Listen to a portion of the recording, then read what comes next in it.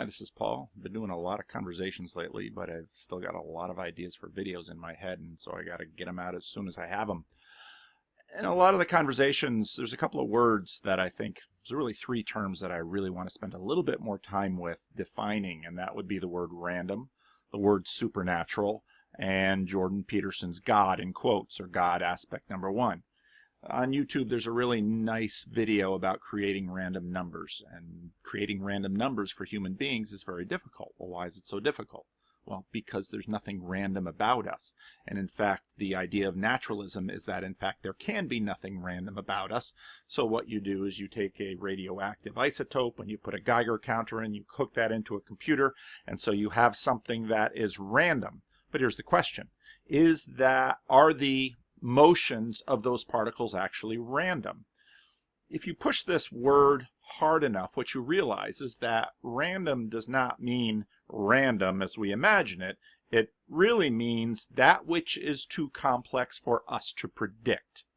And the reason we use the particles in a radioactive isotope is that it is too complex for us to predict. And so if we grab a number or a measurement from there and feed that into a computer, we will get something like what we call a random number, but the number is essentially something that we as limited human beings are unable to predict. Now, if you watch Jordan Peterson Transliminal 2015, which is a terrific video, that's one of the two transliminal interviews that Peterson did were really terrific. And Peterson talked quite openly about a lot of things in there, but one of those things is the participation of random mutations. Now, if you do a little bit more research, and this is from, I know the website looks a little bit funny, but it's from berkeley.edu, so it can't be all that crazy. But it talks about natural selection and variation and supposedly random mutations. At the opposite end of the scale, natural selection is sometimes interpreted as a random process. This is also a misconception. The genetic variation that occurs in a population because of mutation is random, but selection acts on that variation in a very non-random way. Genetic variants that aid survival and reproduction are most likely to become common than variants that don't. Natural selection is not random. But yet they use the word random, and they're talking about mutations as being random, mutations that are helpful and harmful. And again, mutations are to such a degree that we're using the word random here in a way that we can't predict it. And so they had a little hyperlink, and so you go to their page. It wasn't nicely formatted, so I just cut and pasted it here. Unpredictable in some way is a definition of random when it comes to natural selection. Now pay attention, natural selection. And if you go back to many of my quotes from the Metaphysical Club, the author of the Metaphysical Club, I think, rightly asserts that what happened with Darwin was the conversation came to a point that God was no longer necessary. Now go back to my conversations about Charles Taylor and a secular age. There was this intermediate stage in the way to secularization, and one of the stages that Charles Taylor talks about is providential deism. In providential deism, we first imagined that God made this world, but he set it up in such an orderly fashion. It was the clockwork universe, as it was often called. So unpredictable in some way. Mutations are random in the sense that the sort of mutation that occurs cannot generally be predicted based upon the needs of the organism. Now it's interesting too, because when you look at language is based to this. I had a super interesting conversation today with a young man. He's still deciding if he wants me to post it. I hope he does, because this is a bright young man. He doesn't even have a college degree, but he is, in my opinion, the poster child for someone who's just very smart, getting an education from YouTube. And if Jordan Peterson ever establishes his YouTube university, he should go and take pictures of this kid, because this kid is it. And he just sent me an email and was really asking to have a conversation. And I told him my protocol now, which is I tape all my conversations, and then between the two of us, myself and the person I'm conversing with, we can decide whether or not I will post it. and I get to choose, and that other person gets to choose, like 2 keys in a nuclear silo. And so, you know, I talked to this young kid, and he just a bright young kid, fun to talk to. Anyway, this does not imply that all mutations are equally likely to occur, or that mutations happen without any physical cause. And this is the point with random. The point with random is we don't know the cause. We say, now it's a natural cause, but the assertion of that word natural in that sentence is by faith. There's no way to prove it. Is there a way to disprove it? Probably not. It is simply an assertion. We don't know what went into it, and so we call it random. We could call it supernatural, and we're going to get into that word too. Does the random equal supernatural? What's interesting is that in the stage of providential deism, the word random functionally replaced God. Now, if you talk to philosophers like Alvin Plantinga, people who want to maintain, for example, theistic evolution, they will assert that in these random, what one side calls random, the other side calls moved by God. But here's the point. You can't prove it either way, because we use the word random because we cannot stipulate what it is. Now, theists often have a hard time with the supposed God of the gaps. Well, we have the random of the gaps here. If it's a process that we cannot predict, or we cannot stipulate, or we have no access to it, we call it random. Well, it's, again, God, random, it's the same gap. Now, how God gets into evolution. Now, Peterson has been all over this. Now, one way you might imagine God gets in is if you remember back in the 70s and 80s, these enormous weddings by Reverend Moon, the Unification Church, who would just pair up all these people and say, oh, you go get married. Well, this is a way that God gets in. But now again, pay attention to what Peterson has to say, because he says we have these value hierarchies, and religious values are one of the values that has been in operation for thousands of years, impacting mate selection. Now, is this a way that God gets in? God, aspect number one. God, in quotes, absolutely. God gets into the marriage selection of the Unification Church via Sun Myung Moon's supposed revelation. Now, personally, I'm very skeptical about the relationship that Reverend Moon had with the Almighty, but that's just my theological bias. Supernatural ideas impact human values and impact mate selection, and they have for a very long time. But not just, of course, supernatural ideas, many cultural ideas. When I was in the Dominican Republic, it was quite amusing that in the United States, many men, not all, not so much in the black community, but many white men preferred slender women. There was this kind of image that there was a beauty bias, there was mate selection going on with respect to weight. Now, many white women who couldn't seem to get the time of day with men, white men in North America, well, they get a little bit more attention in the black community. They go down to the Dominican Republic, and they were the hot number. I knew many women in the Dominican Republic who were slender, and they just cursed themselves for being so flaquita. And it's the gordas that got all the attention. Well, here is this a random variable?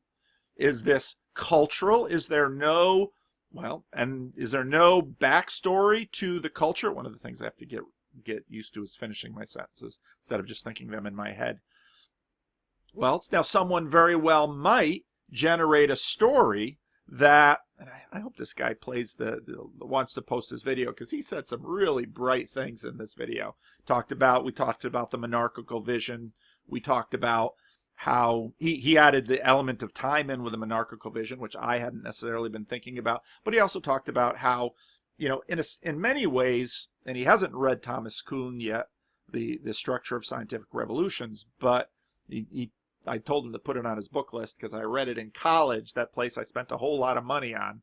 Nowhere near as much money as I'm spending on my kids today. But, see, I keep interrupting myself. It's a bad habit. But science has this sort of crowdsourcing things. And so if one person says, well, I can make up a story that accounts for the preference, the weight preference of men in the Dominican Republic or men in the black community versus men in the North American white community, well, if we listen to it, we think, oh, that sounds right. But how do we know that story is actually true?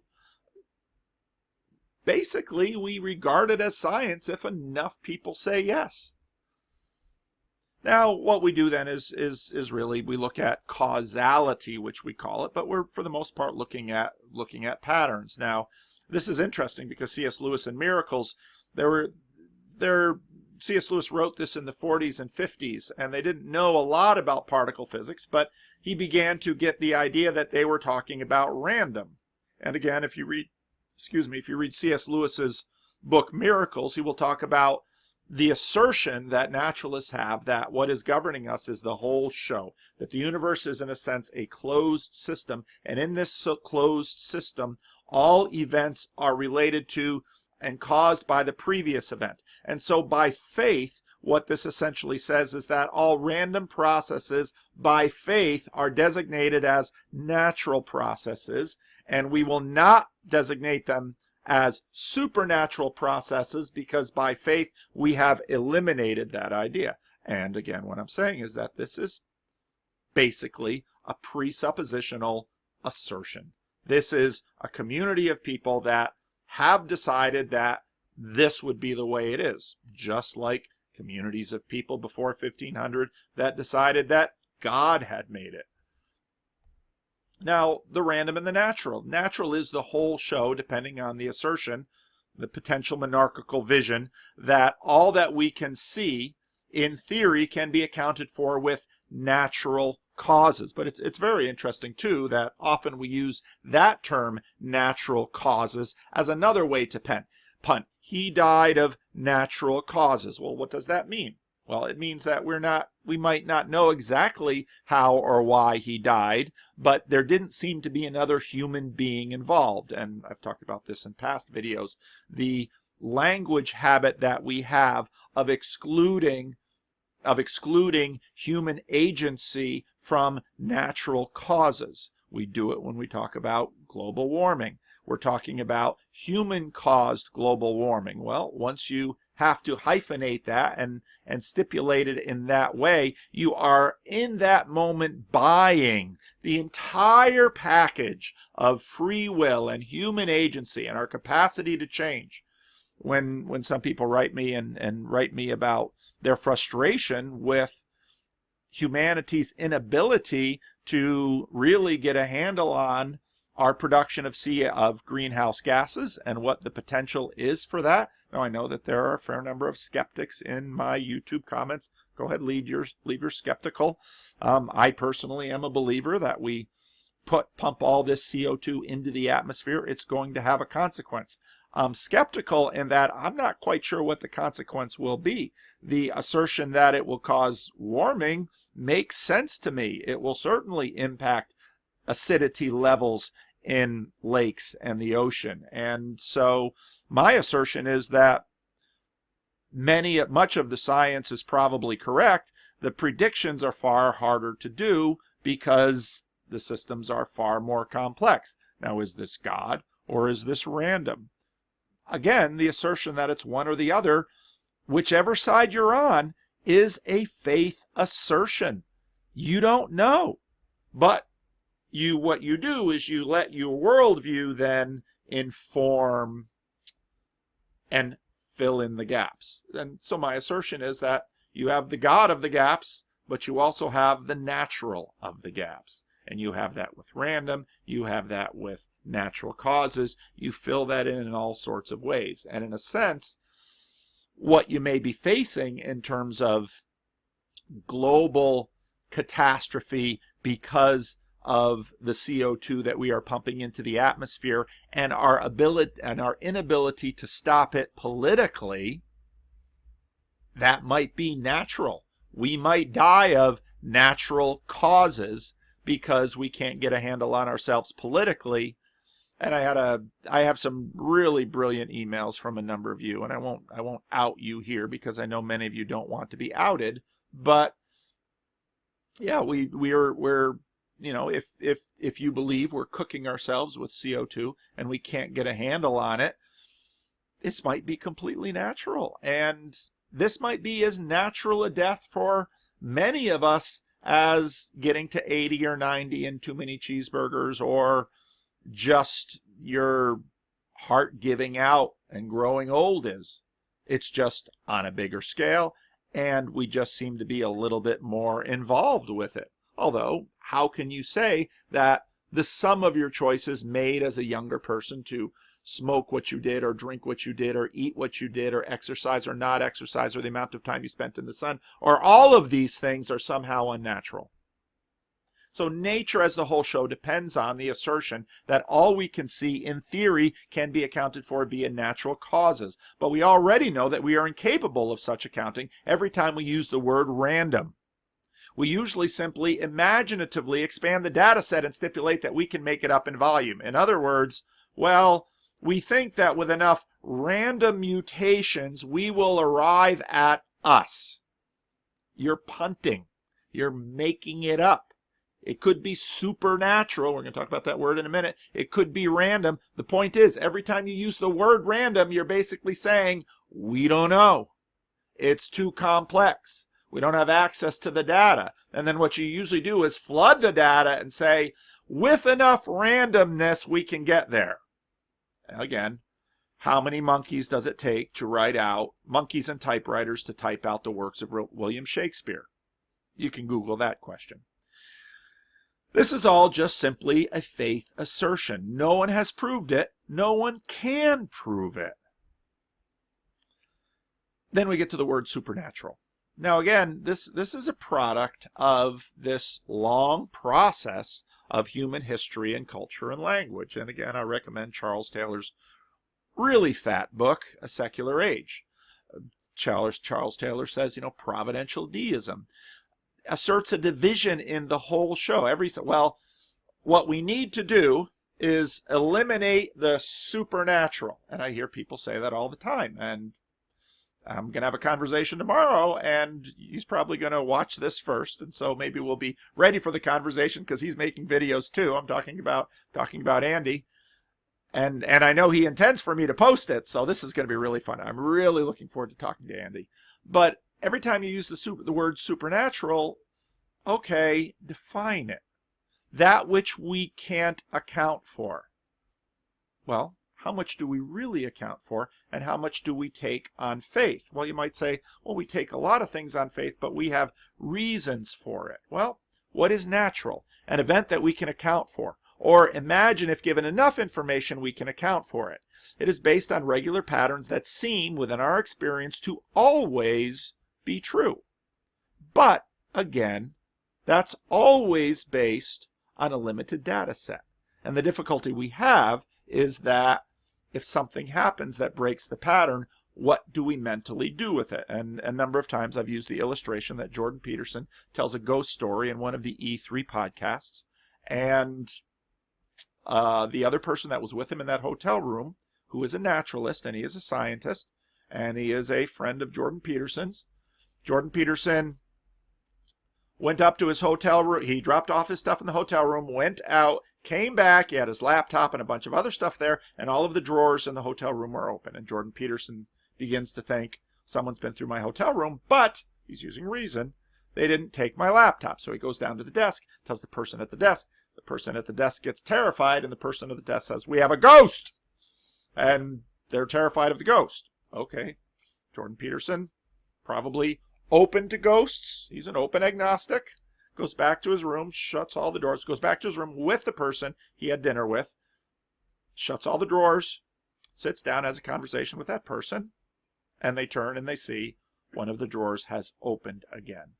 You've got two people. This isn't a delusion.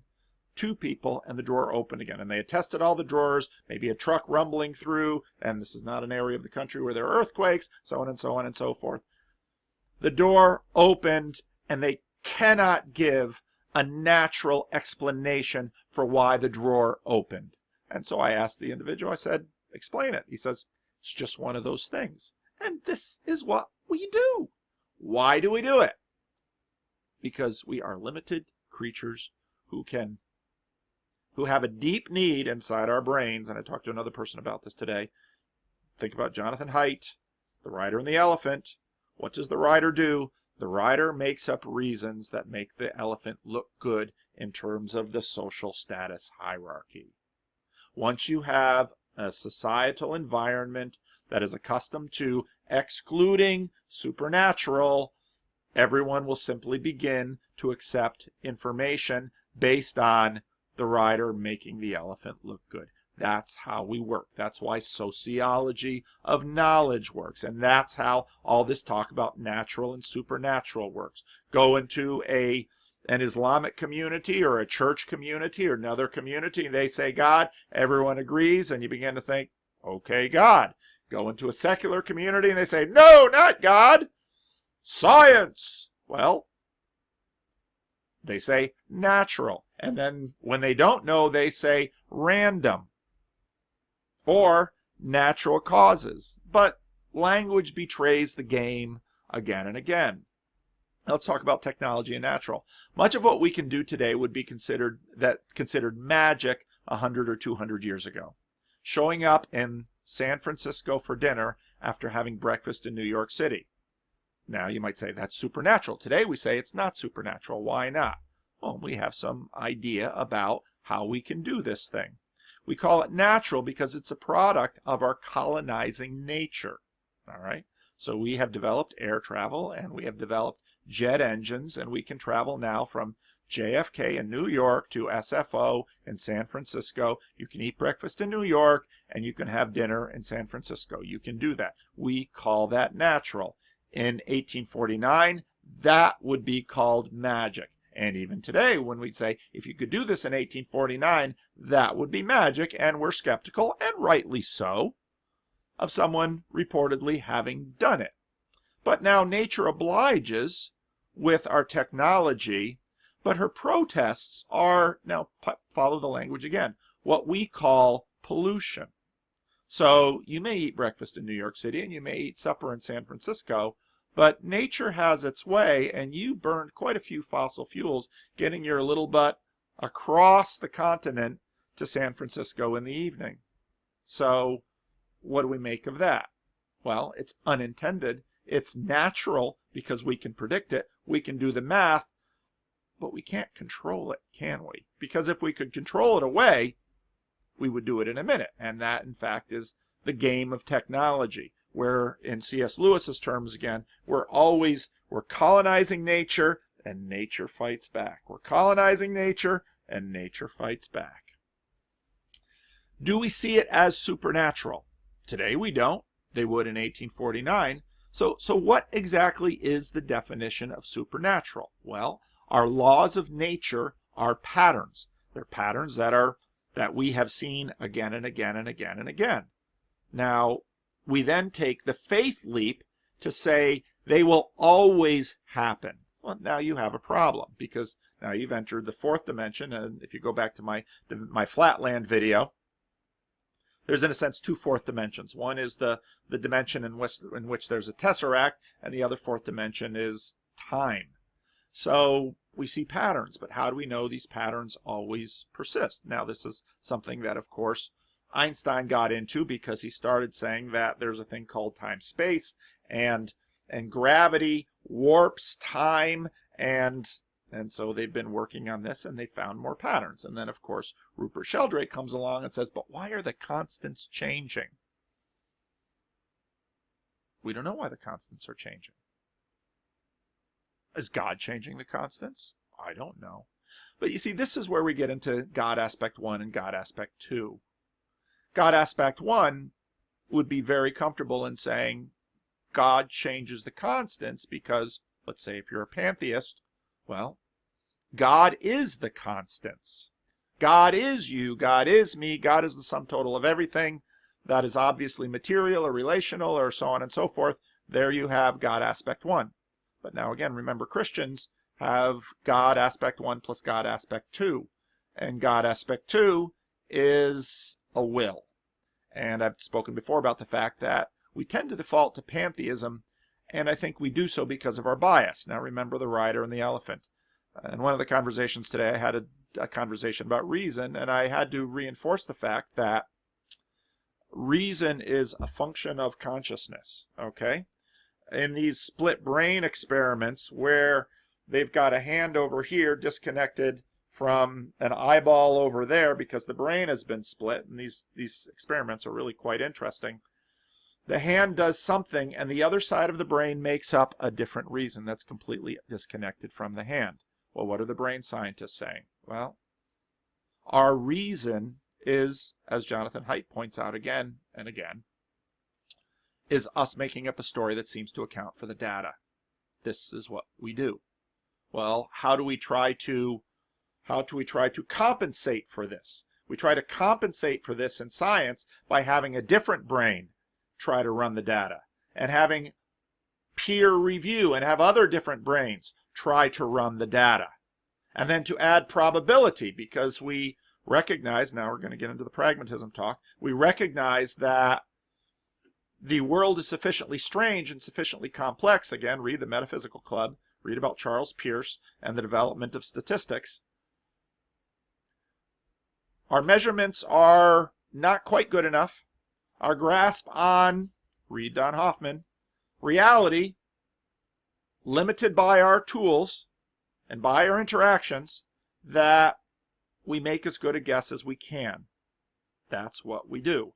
And then we make up a story, and we try to explain the story, and we try to explain the story to each other, and we see if the story could all continue. In the one conversation with a very bright young man, I mentioned that if Sam Harris could actually achieve the monarchical vision that he continues to profess we can all achieve together, what he would quickly discover is that the subjective is part of the vision as well. And so his monarchical vision might conflict with Steven Pinker's monarchical vision, and hence they would have a conflict.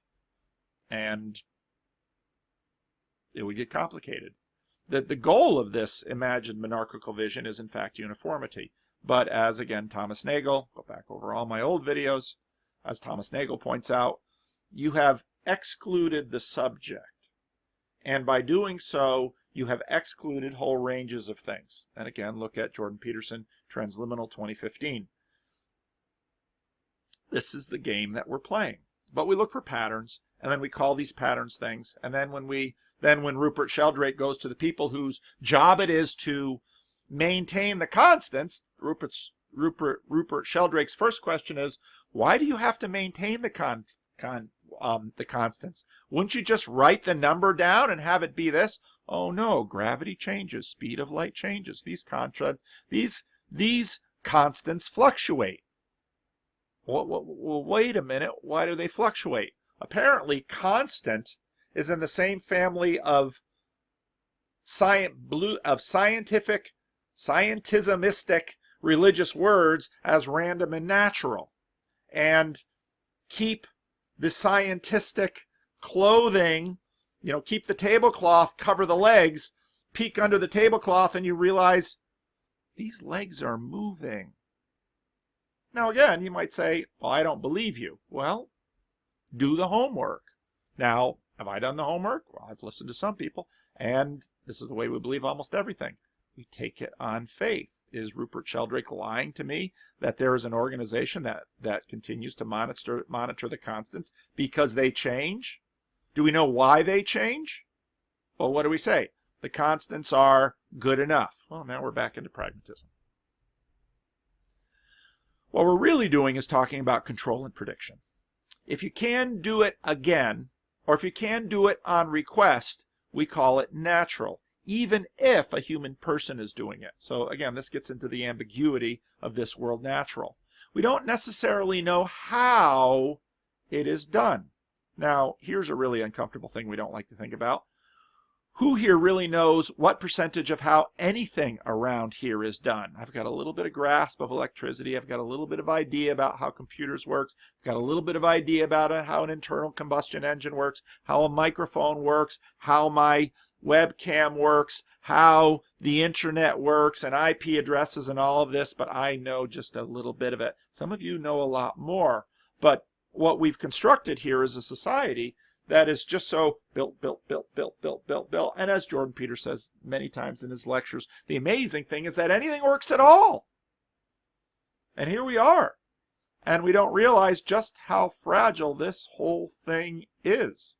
And many of you who've only lived in North America really don't realize how fragile this whole thing is. When I lived in the Dominican Republic, you could see just how fragile everything was because you saw the chaos and the disorder. And on the scale of the world, the Dominican Republic is a fairly orderly place. Now, if you go to Belgian Congo or some of these places in other places of the world, Somalia, things get darker quicker, and you realize that knowledge is lost. For example, the formula that the Romans used for cement was lost for hundreds of years, and we couldn't make cement.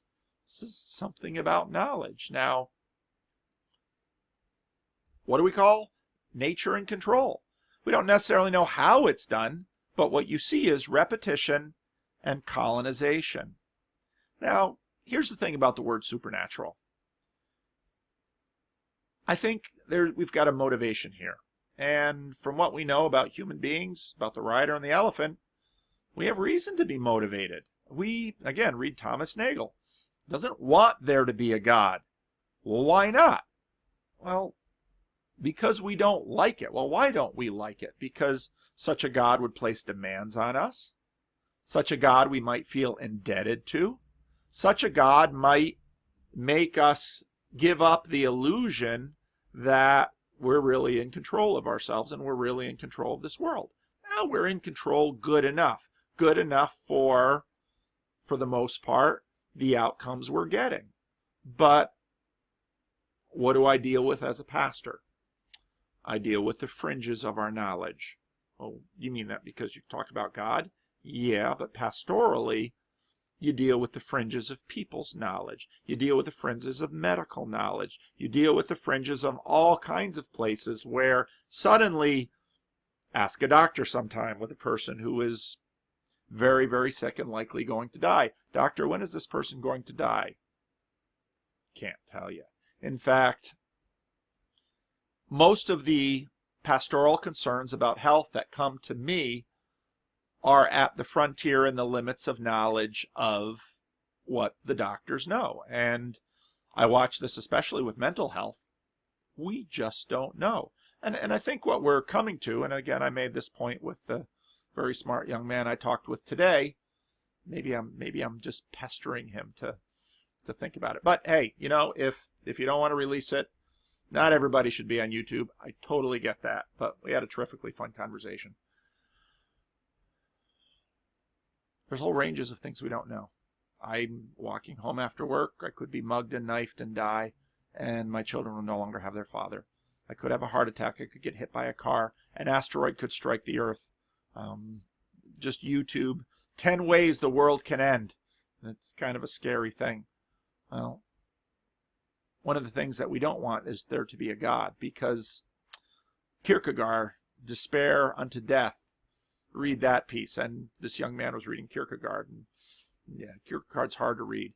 But imagine the catastrophe of a person who is in such pain and despair about themselves, and they kill themselves only to discover they haven't ended their conscious stream. Well, they had banked on ending their conscious stream, but now they realize that maybe not all their problems, but a certain number of problems have gone on with them because for some reason their consciousness wasn't necessarily simply a product of their mind. See, here's the funny thing about fear. You can use it in both ways. And religious people for a long time have used fear to move people in a certain way. And this is how people work. If you want to know how to get elected, use fear. Because fear is something that grabs hold of our brain from the back forward and make people afraid of, well, here you have two sides. Make people afraid of immigrants or make people afraid of global warming. You might say, well, I have science on my side. Well, guess what? The other person is using rationality too. They're often simply just starting from a different data set, different presuppositions. And you know what? For many of us, a lot of our fear triggers, they're built in by our experience. And maybe you've had an experience with maybe you've got a degree of xenophobia because of a particular experience that you had, and someone keeps talking about borders, bang, you press one button. Maybe you love going out for Thai food and Mexican food and Ethiopian food, and you love the racial diversity. You're high in openness. You think immigrants? Bring them in. But global warming, we've got to do something about that. Have you measured the CO2? No, but I see the science and it seems real to me. Yeah, it seems real to me too. But have you done the work? Have you done the projections? Have you built the computers that have run the models? Oh, but I believe, yeah, that's the point. You believe. We're all believing. We're filling in these words with things that our motivation is involved with. Now, I'm going to have a conversation tomorrow with someone who deconverted from Christianity, and part of the reason when I saw his video, I really wanted to have a conversation with him because he seemed like the kind of guy who, and this is really hard when we start talking about things where we poke each other in our axioms, well, the ego gets involved and we dig in, and in fact, I think part of the idea behind the intellectual dark web, which only time will tell if they can pull it off, is if we can have difficult conversations in a productive way. Well, what usually makes the conversation unproductive? Our egos. Are our egos rational? Can we explain them? Kinda. Not really. Because the one thing that we can't control is us. Why do I say that? CO2 levels in the atmosphere. Will we? I don't know. Probably when enough of the world gets scared enough. I sometimes like to imagine if Jesus is running around doing miracles, why will the authorities hate him? And actually, the comic book people are mining the God stuff pretty well. Superman on trial. Iron Man on trial. I mean, via the comic books. Again, the comic books and the comic books are in many ways are theological texts today. They really are. And that's why if your little girl's dressed up like Wonder Woman or Batgirl, she might as well be in Sunday school because that's the last video I made. Lock up Superman. He's too dangerous. Well, why is he too dangerous? Because he's unaccountable. Well, what is democracy? It's a suspicion of not letting one person get too much power. That's what it's about. And the American founding fathers understood this, and they built a system. And this is why we try to maintain this system. And this is why we fear for this system. And the right feared it with Obama, and the left feared it with Trump. And I would dare bet that just about when anybody is president, the opposite side fears it.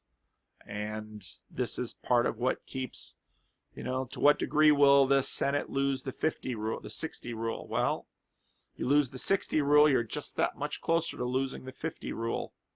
Because we've got to get our judges through. Oh, okay. Well, this is the way the game is played. And what in a sense you do is you take a process and you make it sacred. You put it at the top of your hierarchy in terms of your practice. See, and this is why one person at my meetup, very smart guy, made the comment that, what is Jordan Peterson really giving us?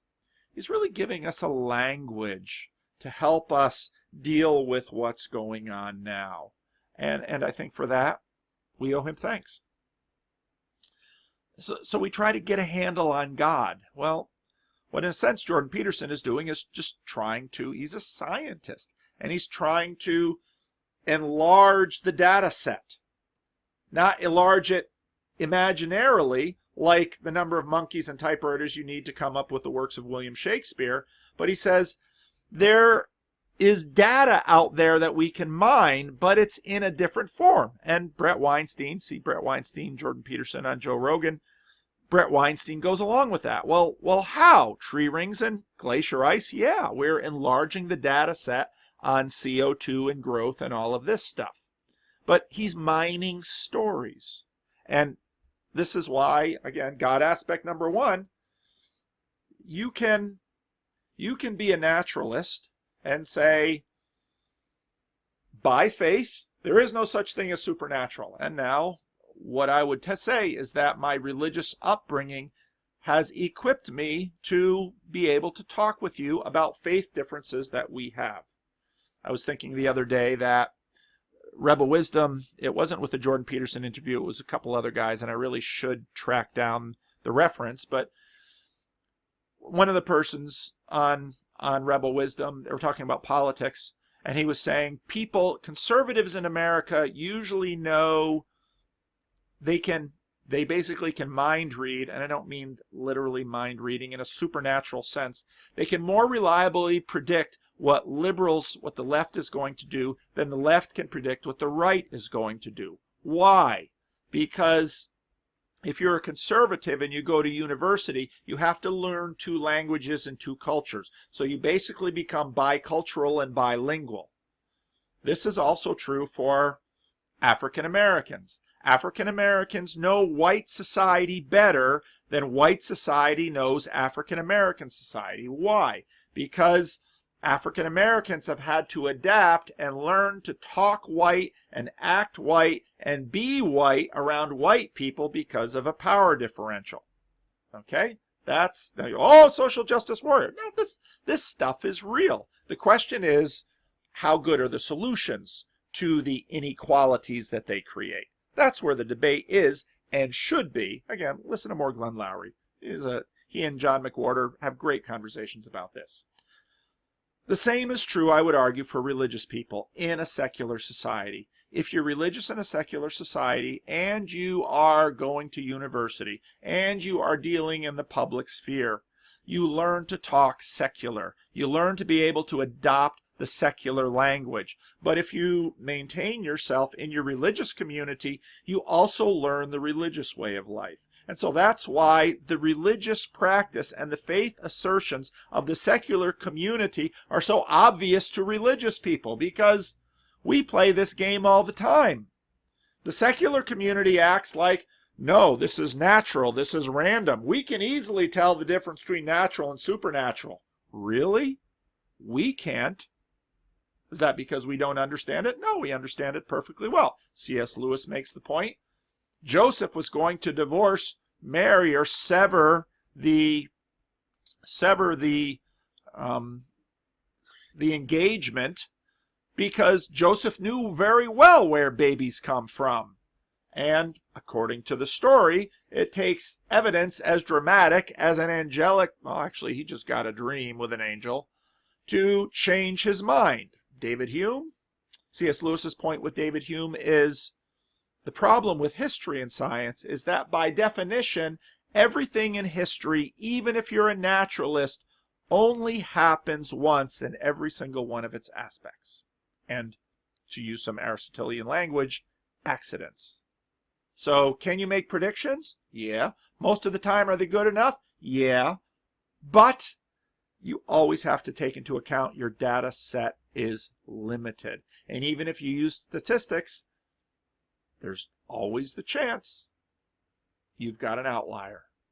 You have a drawer opening in a hotel room and 2 men sitting there and not able to give any account why. Jordan Peterson is mining stories. He's enlarging the data set, and he's saying we should mine these stories. And as I think about what is impacting so many people, there's this, again, this interesting concordism that Jordan Peterson is doing in his biblical series, where he says, you know, when I see the tree and the fruit, and I think this is consciousness. I think this, and the reason it's a snake, I don't think that's random. I think psychologically there's stuff going on in this story. And you might say, well, this story is very, very, very old. How on earth could they be so smart as to put a snake in it? And when people listen to the biblical series and they hear that, suddenly the Bible has credibility. Not only does the Bible have credibility, but Jung has credibility, and all of this other stuff that Peterson is mining has credibility. Why? Because there seemed to be a predictive aspect, and what Peterson is really doing is saying, I'm mining the stories and I'm getting results. And what that says to people, even if they can't rationalize it in their conscious mind, is they're saying, he's mining the stories and getting results. Might I also not mine the stories and learn something too? Maybe I should mine the stories. Peterson says, we watched each other do sacrifice, and psychologically speaking, the act of sacrifice is associated with the act of withholding gratification. And we watched those who sacrifice withhold gratification, and therefore, because of their power to withhold gratification, even within a secular framework, even within the iron box of secularism, they succeed. Religious adaptations offer an advantage over the unreligious. We can mine the religious data, the ancient data, the stories, all of this stuff for that, and we can account for it with a strictly secular story. And now, many secularists within their religious sphere will look at that and say, I can buy that. Brett Weinstein can listen to that, and again, listen to him on Joe Rogan say, I agree that we can mine ancient stories for wisdom. Then he says, but we have to evaluate it. But once you say evaluate, we're back to the data set issue. Evaluate on what measure? Now you say, well, Christian people are irrational. Well, that's hardly true. A Christian person like me is highly secularized. If you don't believe me, compare me to an African pastor.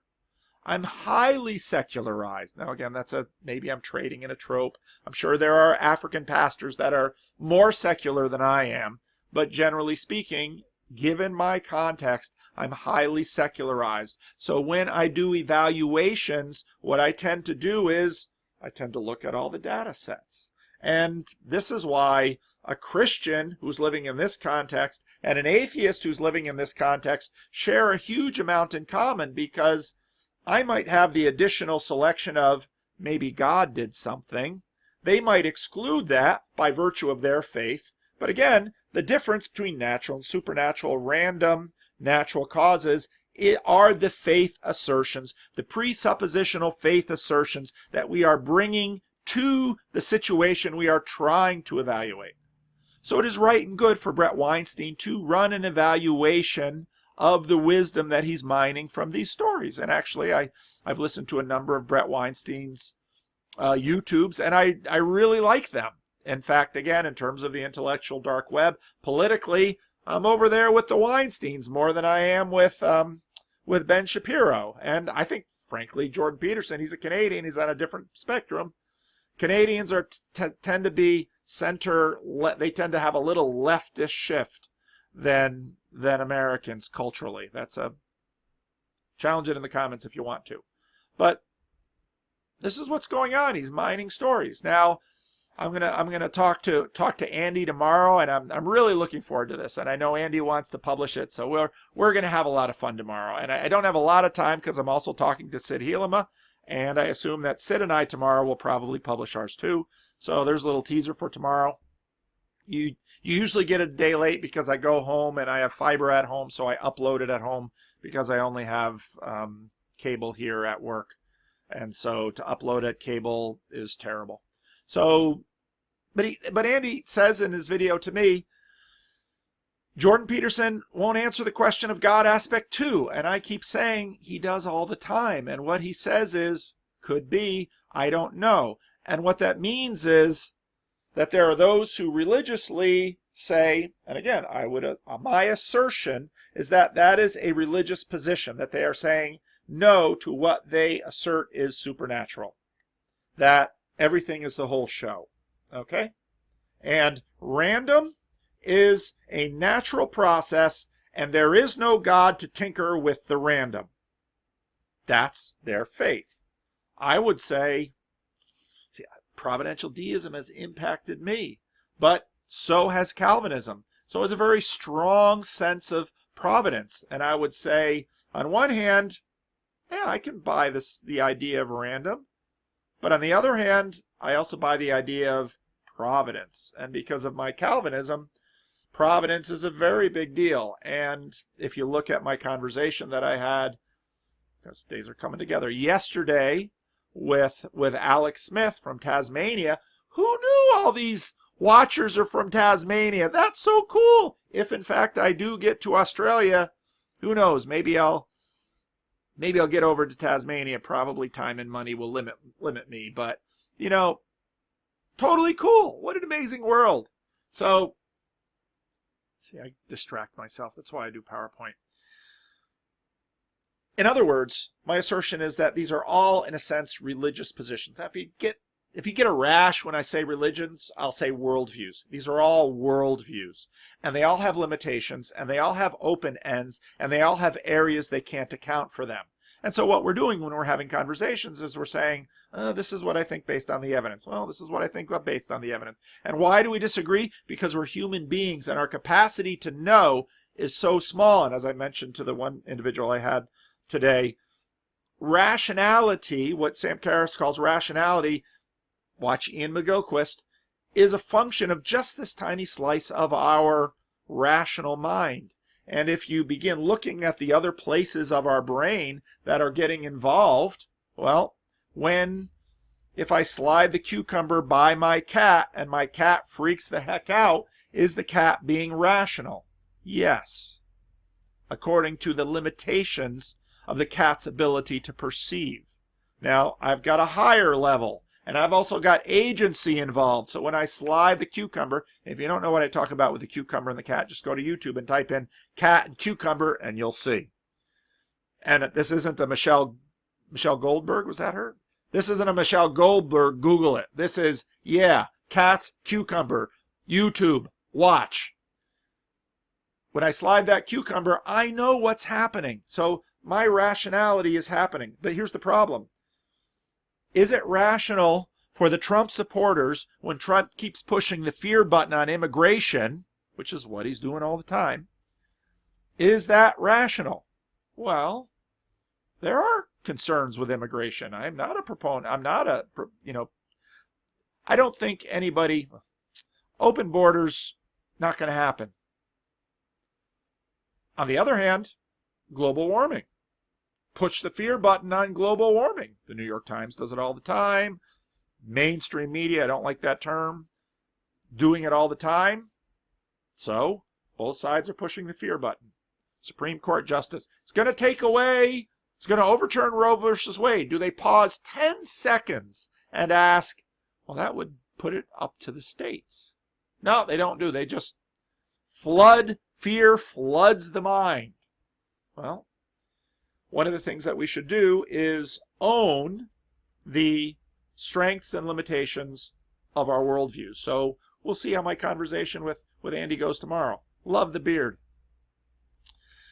You see, Jordan Peterson, so Andrew Sweeney wrote a great piece on the individual that did this RSA conversation with Jordan Peterson and his Jordan Petersonitis, and read both Andrew Sweeney and his, which is linked in Andrew Sweeney's Jordan Petersonitis page. Read both of them because they're both very good.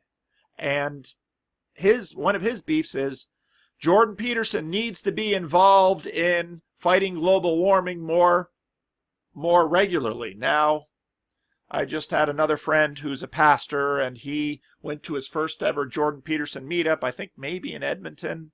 I don't know. Pete, if you're listening, you can correct me in the comment section. Pete, if you're listening, jump into the comment section. I should do a video with Pete. Pete's a guy you'd all like, because Pete's a very likable guy. Anyway, Pete went to a Jordan Peterson meetup session and had an interesting time. And then he heard a nephew who listens to Jordan Peterson when he's doing a manual job.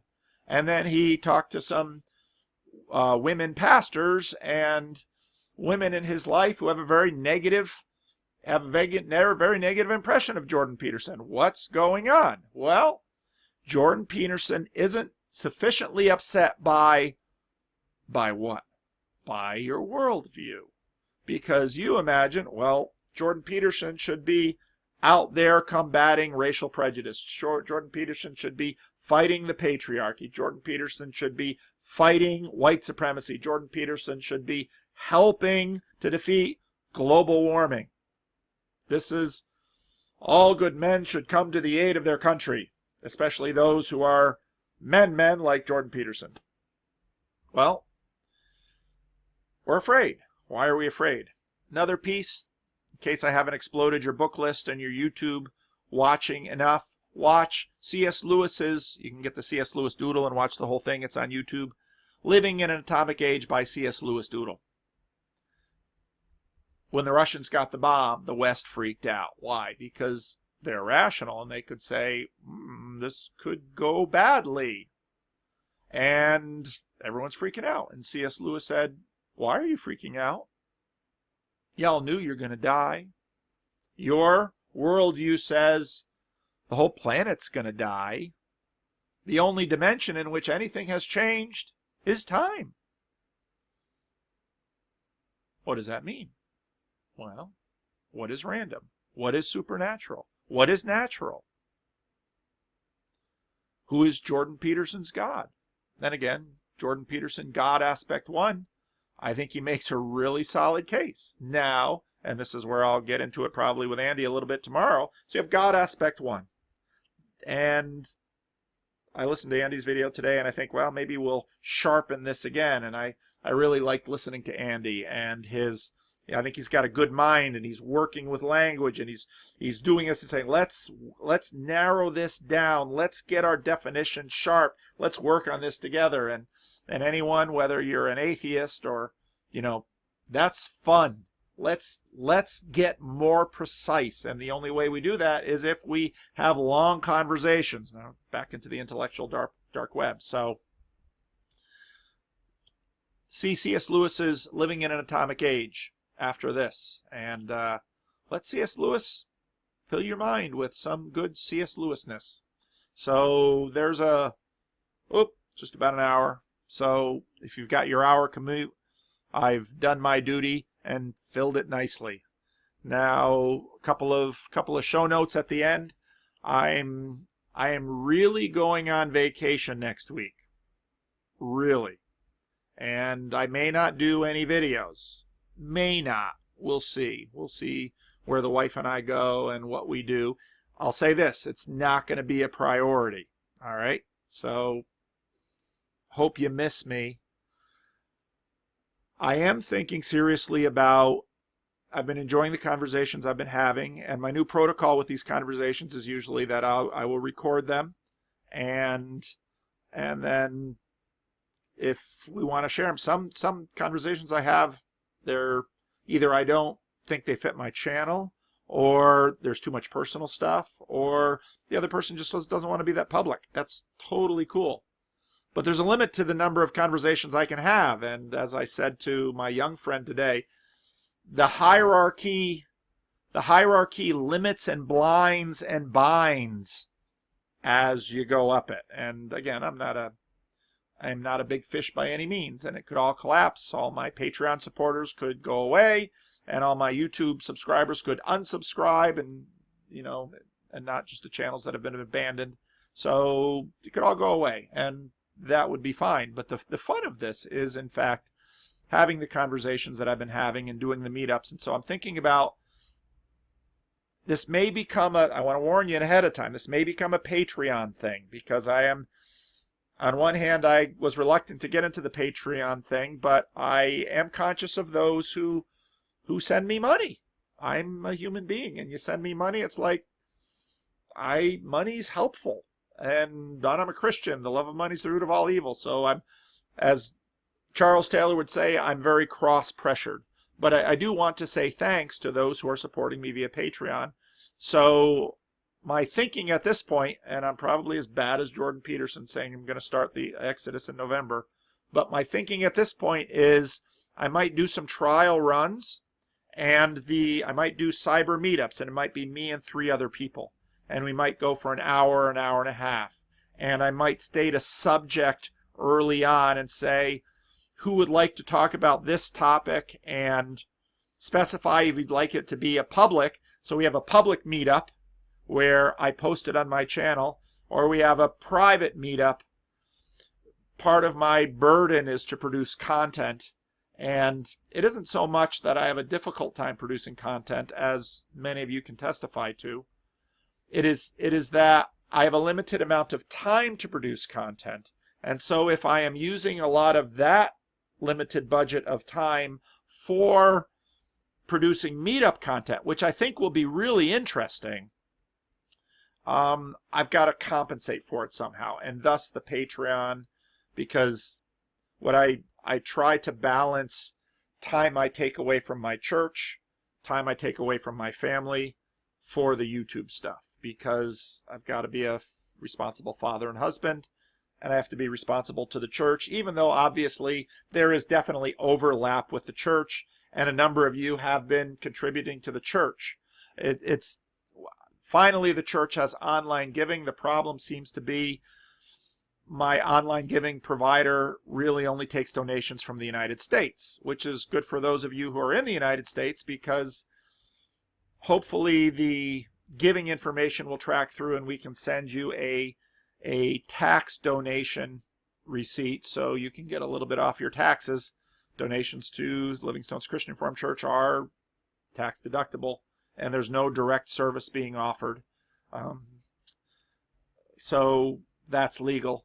But it doesn't seem to work internationally, and some of you have written to me about that. Sorry. But I'm thinking about doing, and again, this will be a lot of experimentation. 4 people in a room talking about Jordan Peterson. And I've been, another one of the things that I was incredibly impressed by is that there are so many smart people out there that, you know, like Andrew, he's got no YouTube subscribers. Well, nobody knows about Andrew. So one of the things that I enjoy doing, and I still can do because I'm not bound up in the hierarchy so much, is I love to give some visibility to some of you really smart people out there that are having really amazing thoughts. And, well, maybe you won't start a YouTube channel, and maybe you'll never have Patreon, but just give you a little bit of time in the sun so that the rest of the world can see how smart you are and your good ideas, and we can all benefit from it, because hierarchies bind and blind as much as they afford access